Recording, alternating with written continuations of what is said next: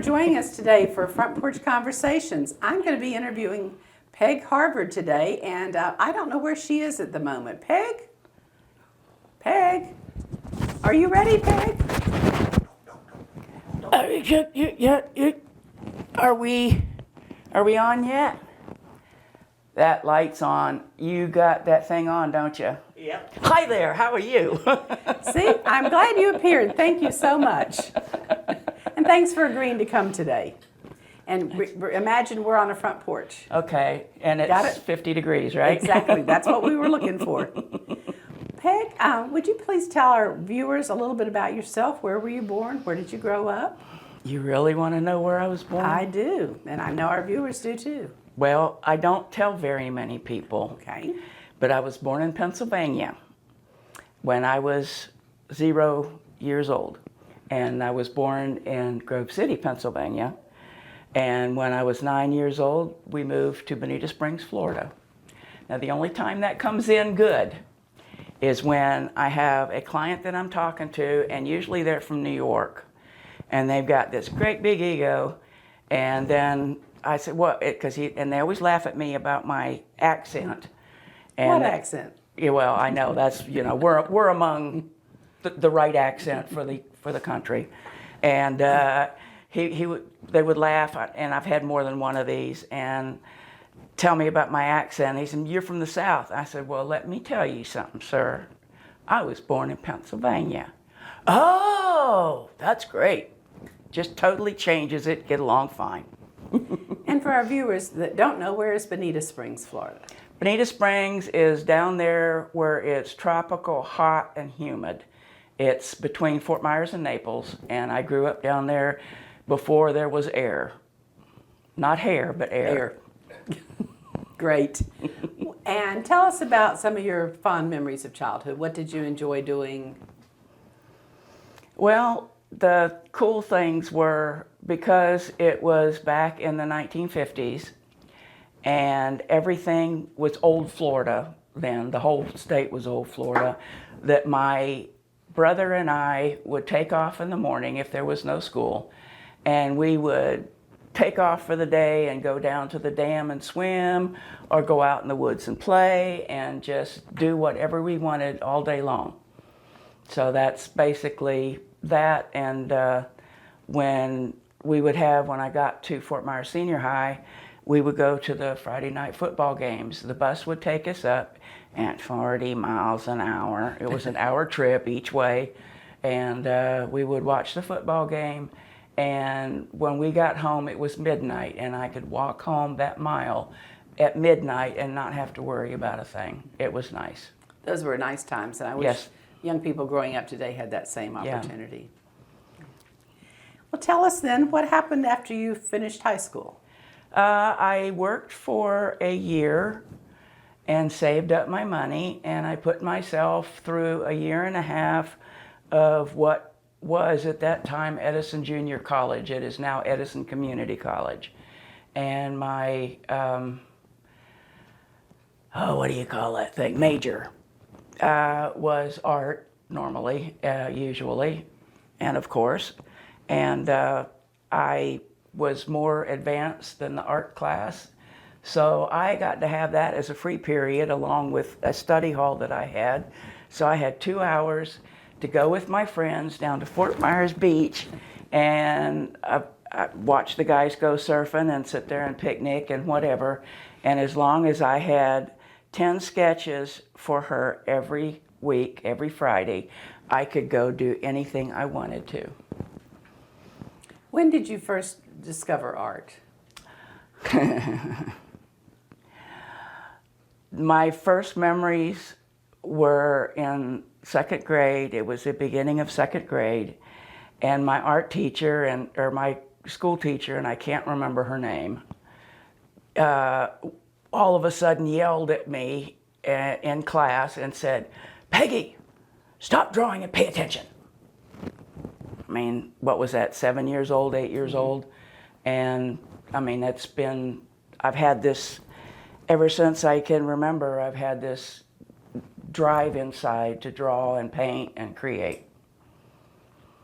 And that's led you through a lot of special opportunities in life and Oh my goodness, yes. Yeah, fun stuff. after Edison Community College or Edison College, what was next? Basically got married and started a family, and we finally got a house. We had rented for a few years, got a house in South Fort Myers, and my husband had taken the Florida room, and of course I sewed a lot too. Well, we didn't have much money back then. Of course, that's in the 60s, early 70s, and I sewed a lot, so he made me one cabinet that went the whole length of the Florida room that had tons and tons of storage and a big counter and a sewing machine right in the middle of it to where I could sew. And the other side, I had a thing for an iron to come down and more storage, and then he built me an art table. And so I had my, I could sew for the family and start doing art commissions. Back then, because I was a good pen and ink artist, I had a gentleman who ran a sundry store who was going to start a printing locally, and he wanted me to come to work for him because I could draw logos. That's the way we did it back then. And so I just, got started with him and got, my hours that I wanted and had fun getting the printer's ink in my veins. And I was hooked, and I've not looked back. And it's amazing sometimes just how opportunities present themselves to you that have a change in your life. Oh, yes. Oh, And yes. That one certainly did. Yes, that one certainly did. And the cool thing is that brought about my love for tennis, because my daughter was at that point going to Bonita Springs Middle School, and they had just finished a great big park with, I think, 3 or 4 tennis courts. And that's when I fell in love with tennis. And that's what started the destruction of my knees. Too many hours on the courts, twisting things and not going to the doctor, and it'll heal, it'll put a little ice on it, the blow up will go down, and I've done that all those years. But yes, I've always been active and skinny, believe it or not. Well, things do change. Yes, they do. Over and over. Yes, they do. And I know your daughter lives in the area now. Yeah, she does. I'm so glad, because I hated leaving her up there in North Georgia, but I knew that, God basically spoke and said I had to move here. And the first, I'm doing a rabbit trail. The first week that I was in Carter House, this lady walked down the hall, and somebody said, I need you to meet her. And God literally spoke to me and said, you are here to minister to her and her family. And that began my assignment here. And that person was Rosemary, and the rest is history. And I helped her help her mom and going through all that she did. So whenever my daughter would come down, she would go back crying, because we are best friends. Mm-hmm. And the last time was, I think it was when she came down last year for my birthday. It took her to Valdosta to call me. She had bawled all the way to Valdosta while she was driving. And she said, Mama, I'm moving down there. I just, everybody else in the family's got somebody with them. And she said, you're down there all by yourself. And I said, hon, I've got family here, that I've met, and family and dear friends and, lots of acquaintances, and I'm happy here. But she said, I have to come down and help you. And I said, okay, that's fine. So she has, and there's another thing God knew, because shortly after that, or kind of right in the middle of all of that, Dr. Wagner cut back on my thyroid meds, which kind of knocked me down for 3 weeks to a month before I could recover. And then right after that, what happened after that? I think the other track of my mind went off to the side rail. Stuff happened. Yeah, stuff happened, and then I messed up my knee. So it's been great having her here, and she is now my live-in caregiver, which has been a real blessing because I don't think I could make it by myself. I'm tough, and I keep pushing, but there's some things you can do and some things you can't. Peg, when did you first hear God speak to you? Do you remember a time he didn't speak to you and it started? Or? Oh, yeah. When I had turned 12, I had premonitions and dreams that would come true, apparently because of my personality and the sensitivity that I have. Because if you are any way artistically inclined, you are given a boatload of emotions. And I guess because of that, that's, I would have dreams and things like that would come true. The day President Kennedy died, all my teachers were saying, "What's wrong with you?" I couldn't hold a pencil. I was shaking uncontrollably. When I was in my humanities class, it stopped. All of a sudden it just stopped, and I felt fine.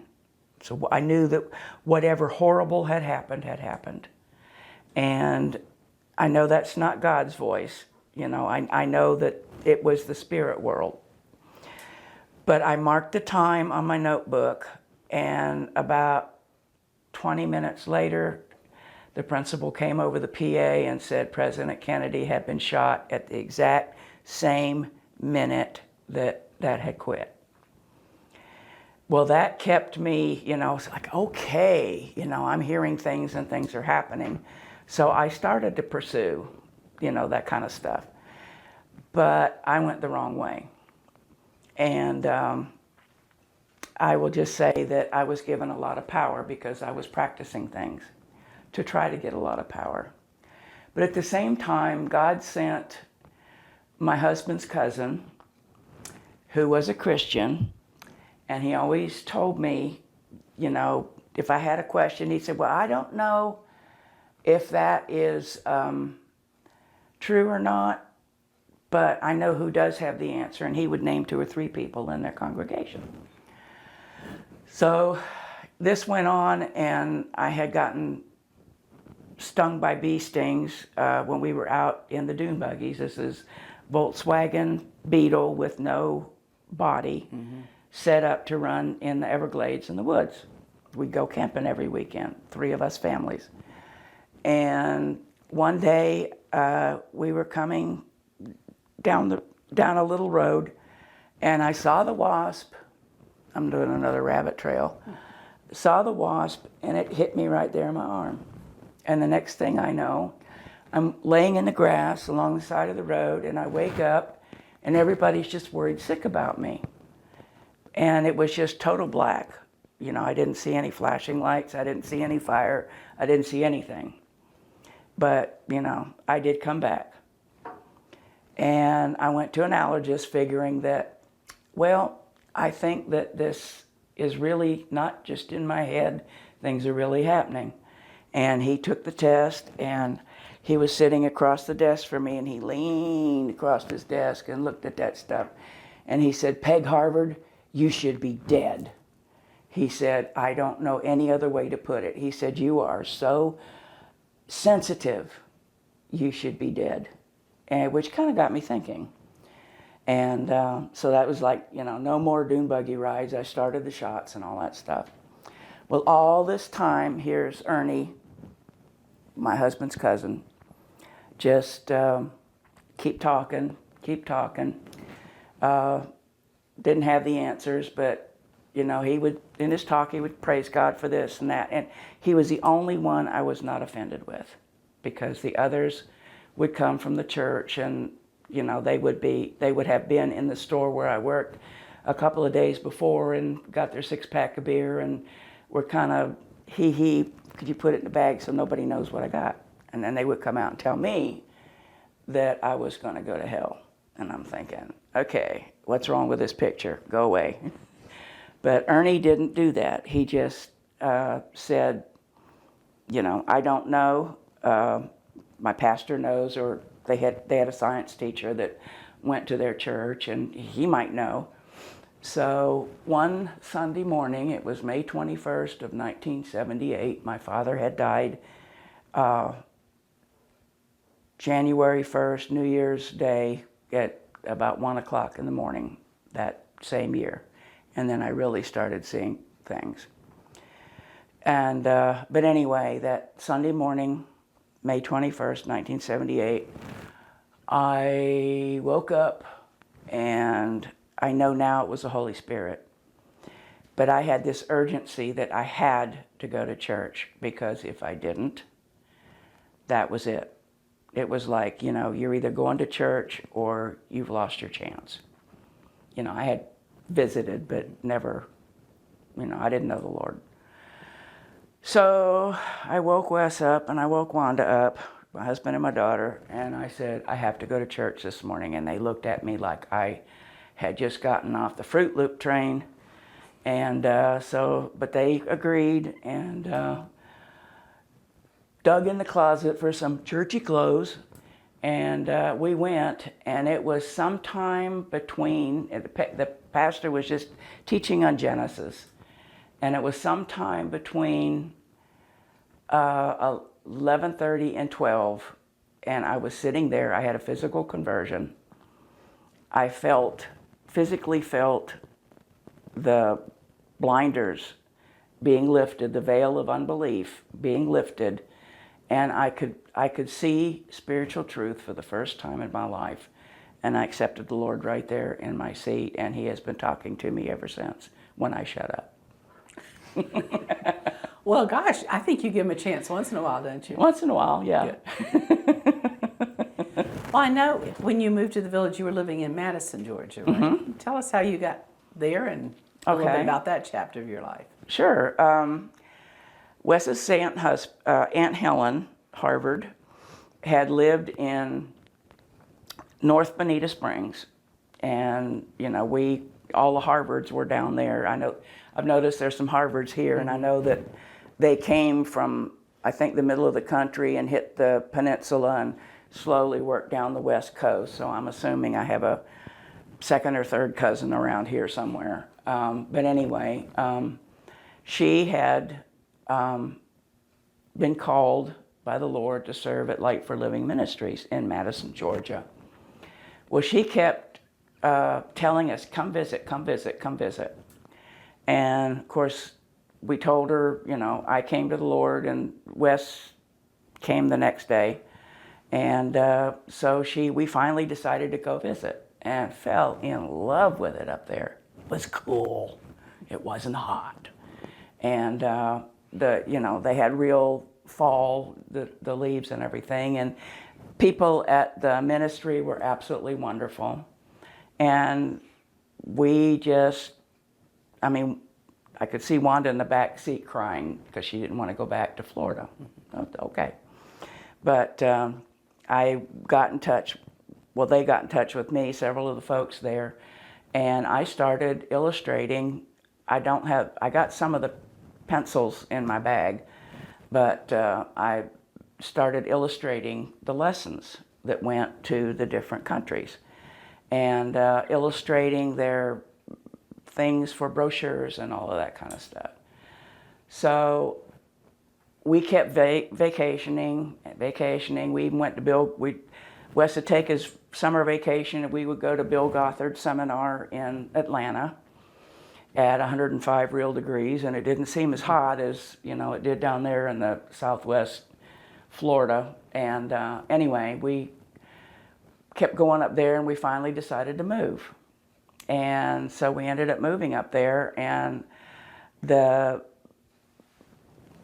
link to my art up there were 7 artists who were having a show in one of the old antebellum buildings downtown, not Bonita, Madison.